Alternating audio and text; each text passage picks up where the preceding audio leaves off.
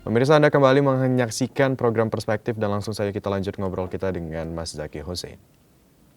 Oke.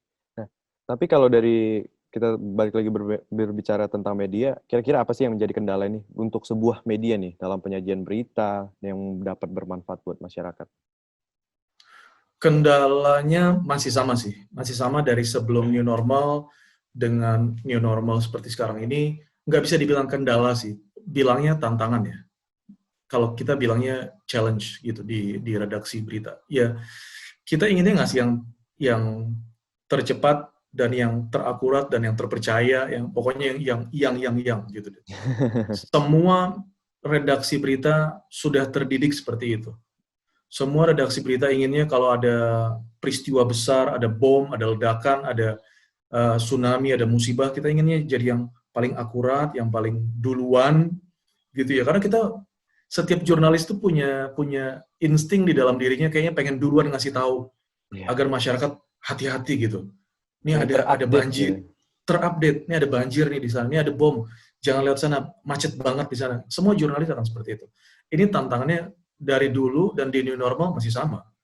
Kita ingin selalu menjadi yang pertama untuk mengabarkan kalau oh Kementerian Kesehatan punya kebijakan baru nih tentang COVID-19 sama. Nah, tinggal tantangan keduanya dan yang paling berat adalah untuk kita bisa mendapatkan informasi itu secara utuh dan bisa dicerna dengan baik sama masyarakat.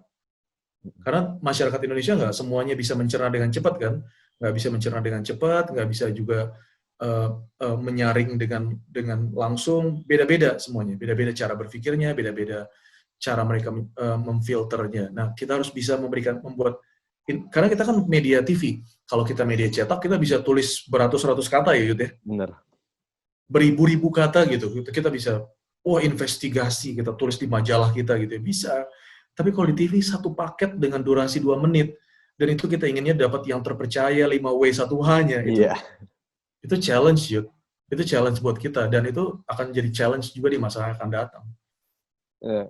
Kalau kita mau to be honest nih, dengan berbagai informasi dan edukasi yang selalu diberikan ini oleh media massa ya, baik itu mau dari stasiun TV apapun, dari media massa apapun gitu, terkait beberapa bulan kebelakangan ini, kira-kira nih, apakah sudah berhasil nggak sih? Maksudnya dalam artian masyarakat sudah mengerti bahwa ini pandemi ini benar-benar urgency gitu, harus kita Ya, perhatikan gitu, bahwa ini benar-benar berbahaya dan benar-benar masyarakat sudah menjalankan protokol yang disampaikan oleh pemerintah. Kira-kira udah berhasil belum sih? kalau dibilang berhasil, informasinya berhasil. Informasinya udah nyampai, Oke. tapi eksekusinya di masyarakat itu belum. Oke. Eksekusinya belum. Memang untuk hal seperti ini pekerjaan berat. Pekerjaan yang sangat berat buat pemerintah. Karena begini, kalau saat eksekusinya agar masyarakat itu ikut disiplin dengan aturan protokol kesehatan, Ya. akan ada yang harus dikorbankan, yaitu ekonomi. Eh, karena orang yang punya pekerjaannya berjualan, dia nggak boleh keluar rumah, di rumah aja. Berarti keuangan, perekonomian mereka harus dikorbankan kan? Nah, ini semacam buah simalakama sedangkan pemerintah Indonesia sedang usaha keras agar kita bisa mandiri, menjadi entrepreneur gitu kan ya. Kemudian di sisi lain juga masyarakat kita, nggak hanya masyarakat kita, masyarakat di seluruh dunia gitu ya, adalah makhluk visual. Gitu. Jadi they believe what they see. Berhubung COVID-19 ini nggak terlihat seperti batu yang lempar langsung kena ke kepala, masih banyak yang nggak percaya gitu. Bagi mereka ini hanya flu biasa kok gitu. Toh nanti juga bisa sembuh lah. Toh kalau saya isolasi 14 hari saya juga bisa sembuh. Mereka oknum-oknum ini hanya memikirkan dirinya. Memang dia bisa sembuh karena dia masih muda dan dia punya kekebalan tubuh yang baik. Tapi kalau itu terpapar ke orang tuanya, Benar. kalau itu terpapar ke bayi kecilnya, atau terpapar ke orang yang sama sekali dia nggak kenal, apakah dia berpikir? Nah, keegoisan masyarakat ini sebenarnya yang pekerjaan berat dari pemerintah. Nanti kalau terlalu keras, kalau pemerintah menindaknya dengan keras, dengan sangat persuasif ya, dengan melakukan jam malam, kalau ada yang melanggar dipukul, contoh ya, itu nanti bakal terjadi gelombang penolakan yang lebih besar lagi. Memang ini harus benar-benar kembali ke masyarakat sih. Harus kembali ke kita semua untuk bilang bahwa oke deh, yuk kita bantu, yuk kita bareng-bareng, yuk kita putusin rantai dari COVID-19 ini. Ya udah deh, demi keluarga, demi masa depan yang lain. Kalau mau berpikir begitu bisa. Tapi ya itu, ada masalah juga dengan perekonomian, ada masalah dengan pendapat, harus berhemat lebih banyak lagi, harus mengurangi kebutuhan beli ini, beli itunya lagi gitu ya. Sedangkan masyarakat mungkin, termasuk saya pribadi juga, merasa kayak, saya masih pengen belanja-belanja juga sebenarnya, masih pengen beli ini, nggak pengen nabung gitu. Nah itu PR sih. Nah, kayak kalau kita berbicara itu juga kayak misalnya media massa udah selalu memberikan informasi, mengedukasi masyarakat. Kayaknya kita harus memberikan membangkitkan rasa empati kali ya Mas ya. Supaya mereka ini bisa benar-benar yang kayak Mas bilang, nggak egois tapi bisa setidaknya sih menghargai orang lain lah gitu ya, menjaga Iya, menjaga orang lain gitu. iya. Dan masih tentang Dan COVID juga, ya? dan COVID-19 ini, Yud, juga Heeh. akan melahirkan, menurut saya, COVID-19 ini akan melahirkan generasi-generasi emas. Jadi orang-orang yang punya compassion, punya afeksi lebih besar terhadap manusia gitu ya, terhadap umat manusia, dia akan lahir, nanti dia akan tumbuh, dia akan uh, grow gitu, berkembang di seluruh dunia termasuk di Indonesia gitu. Orang-orang yang peduli tidak hanya sama keluarganya, tidak hanya sama sahabatnya, tapi sama orang-orang yang nggak dia kenal. Dia mau willing untuk stay at home demi itu. Nah itu nanti memunculkan kebijaksanaan yang luar biasa sih nantinya. Oke. Tapi Mas Zaki, apakah COVID-19 ini juga akan tetap menjadi topik utama nih? Sampai kapan nih kira-kira untuk kita media massa sendiri nih? Kalau sampai kapan, saya berani mengatakan sampai in the end of this year masih akan jadi pembahasan. Masih akan jadi pembahasan ya? Masih akan jadi pembahasan. Kemudian karena itu akhir tahun, kalau orang yang berpikir bahwa akhir tahun masih jadi pembahasan aja, itu yang terpendek. Banyak orang berpikir bahwa akan menjadi pembahasan sampai 2022. Karena eh, seluruh dunia sekarang sedang berlomba-lomba untuk mencari antivirusnya ya. Obatnya. Vaksinnya ya? Vaksinnya. Seluruh dunia sedang mencari vaksinnya. Sehingga COVID-19 akan terus jadi pembahasan sampai nanti vaksinnya ditemukan gitu. Oke.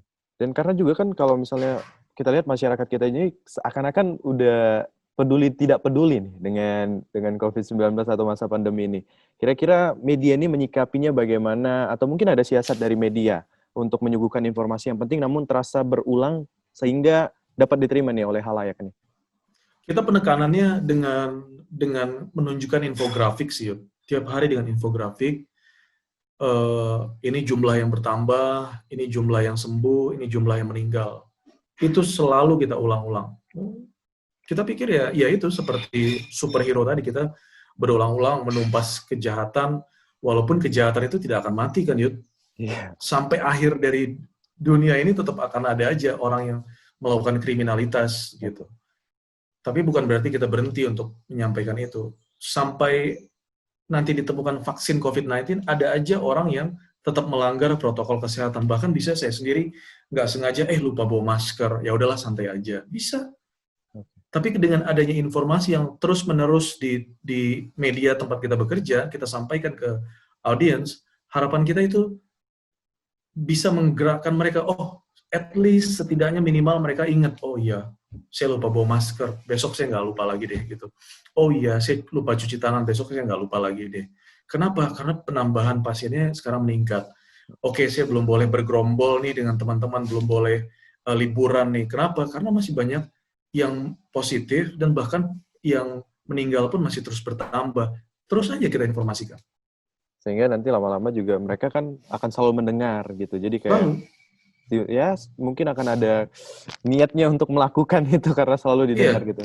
Kita pakai prinsip lampu merah aja, Yud. Pakai prinsip lampu merah. Walaupun setiap hari akan ada aja orang yang melanggar lampu merah, 1, 2, 10, 20 orang.